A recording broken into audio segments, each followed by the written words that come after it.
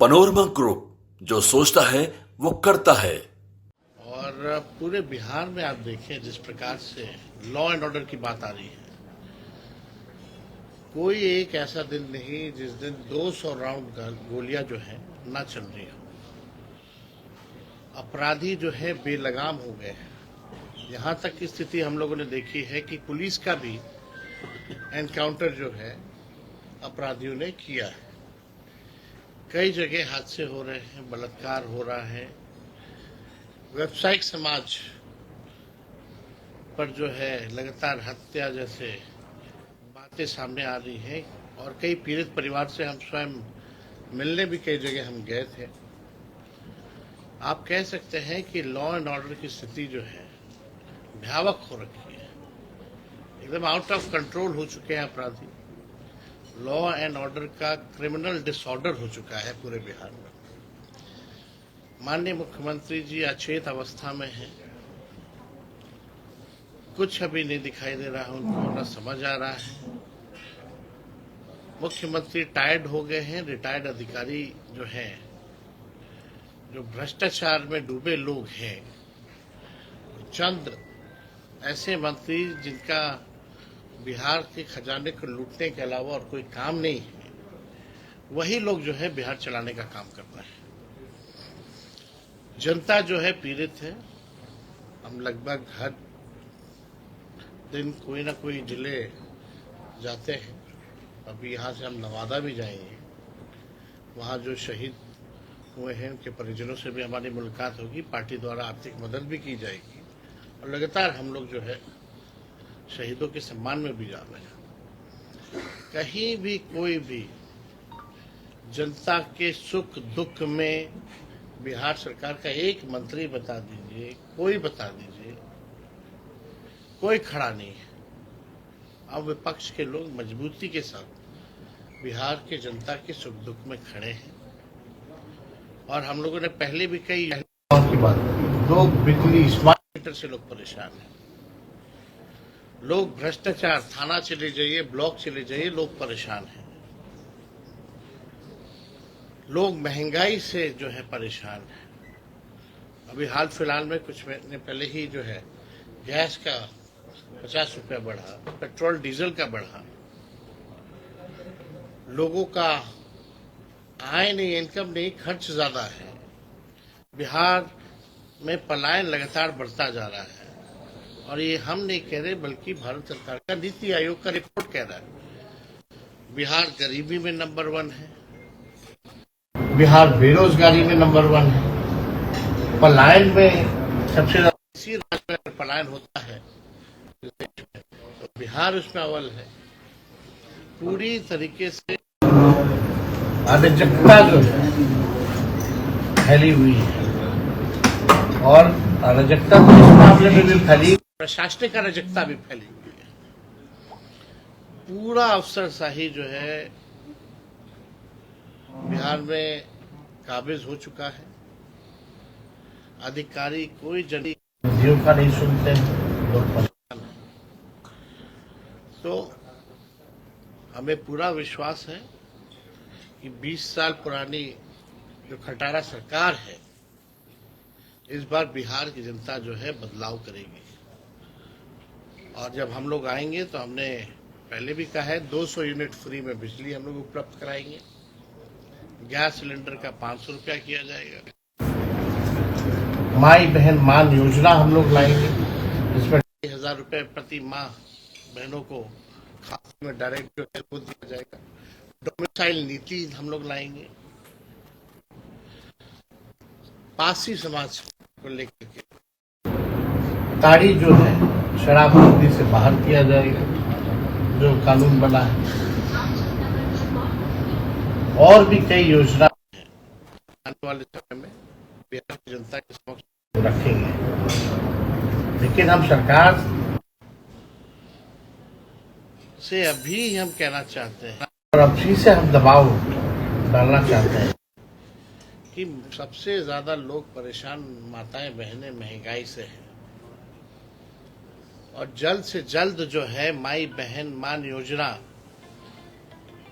के तहत महिलाओं के खाते में ये सरकार डाले। हम लोग सरकार को घुटने टेकने पर भी मजबूर करना पड़े तो हमारे प्रयासों में कोई कमी नहीं होगी। कम से कम अविलंब जो है लोगों को माताएं बहनों के खाते में जो है 2,500 रुपए ये सरकार डाले। और आप लोगों का कोई सवाल होगा तो पूछ सकते हैं। जसवीर जी, आप बोल रहे हैं कि 20 साल से खटारा सरकार है, लेकिन एनडीए के नेताओं का कहना है कि 2030 तक सीएम पद का कोई उम्मीदवार नहीं है, वैकेंसी नहीं है। तो क्या उम्मीद करते, क्या बोलेंगे? जनता मालिक है। अरे जनता मालिक है, जनता को तय करने दीजिए। और हम लोग जनता के बीच रह रहे हैं, वो लोग हैं कहाँ? मुख्यमंत्री जो है लॉ एंड ऑर्डर तो हमने बोला ही है भाई। पहले भी बोले पढ़ाई, दवाई, कमाई, सिंचाई, सुनवाई और कार्रवाई वाली सरकार नहीं है। जहाँ जनता की सुनवाई भी हो और अपराधियों, भ्रष्टाचारियों पर कार्रवाई भी हो। एनडीए 225 का दावा कर रही है। हाँ, एनडीए 225 का दावा कर रही है। अरे आज ही शपथ ना क्या करा रहा है लोग, ना कराए जब दावा है तो। ऑपरेशन सिंदूर में हमको अपने बिहार की जनता मालिकों पर पूरा विश्वास है। इस बार बदलाव होगा। पिछले बार ही बदलाव हो गया था।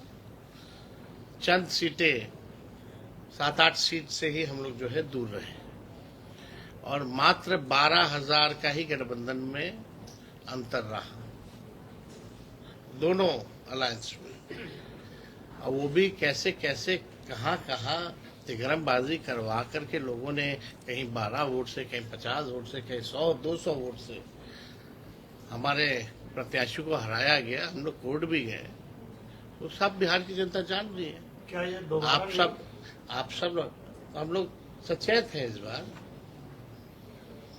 बार जनता जो है अच्छा मेजॉरिटी देगी, जिससे ये तिगरमबाजी ना कर पाए। सर, आपके योजना का प्रभाव ने राहुल और लालू गिरिराज सिंह जी को बोलिए कि भैया टेक्सटाइल पार्क क्यों नहीं दिया बिहार को? बिहार के मंत्री है ना। अब बिहार के लोग कितना लोग जानते हैं कि कपड़ा मंत्री है? जरा पूछिएगा अपने गया जिला में लोगों से, गिरिराज सिंह जी का मंत्रालय कौन है? बिहार के ही मंत्रियों का नाम बता दे लोग। और हम तो दावे के साथ कहते हैं बिहार का तो चलिए, मुख्यमंत्री अपने 2 उप मुख्यमंत्री का नाम बता देंगे तो हम मान जाएंगे।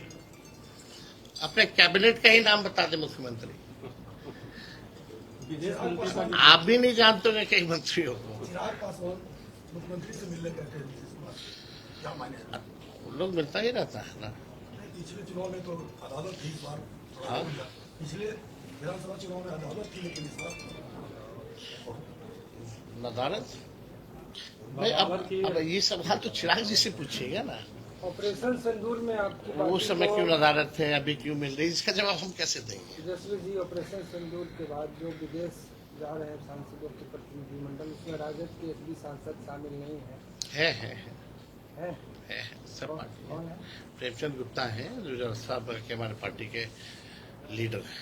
सर, जसवंत सिन्हा का ये विदेश मंत्री जो है, उनका जो बयान आया था मीडिया के द्वारा, उस पर राहुल गांधी ने टिप्पणी किया कि इस तरह का बयान नहीं देना। हम उनका बयान नहीं देखे हैं। बिहार में अभी शराब का दिन दहाड़े लूट हो रहा है।